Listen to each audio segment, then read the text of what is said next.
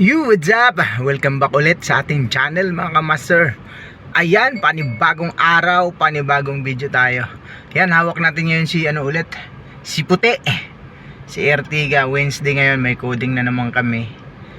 So ayan, naka-schedule tayo sa Ertiga ngayon. Galing tayo ng doon sa bahay ng boss ko kasi may pinig up ako. So mga lang ang lakad natin ngayon, mga magagaan na mga lakad. Ito ang lakad natin ngayon ay meron lang akong ihatid na sa paggawaan ng yan, may papagawa lang at ibabalik sa shop yung resibo, tapos mamaya pick up, deliver tayo ng laundry, tapos isang team mamayang hapon ay dadalhin natin ng Scout Tuazon sa Quezon City.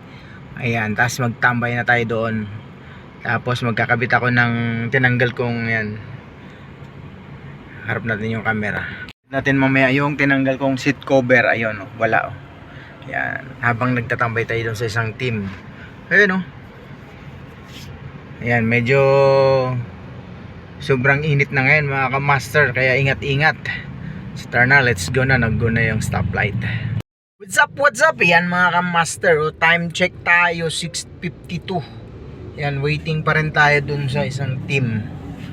Sabagay, isang team lang naman tayo talaga ngayon. Alas 12:30 ko sila kaninang hapon hinatid. Hanggang ngayon hindi pa sila tapos mga ka-master. Ayan, natapos na lang akong magkabit na. Ngayon tinanggal ko seat cover. Tapos na. 3 hours ko rin siyang tinira kanina, mula alas 2 yata ng hapon yun hanggang alas 6. Ayan, katatapos-tapos ko lang din. So ayan ang ating mga ka-master, buhay company driver ngayong araw.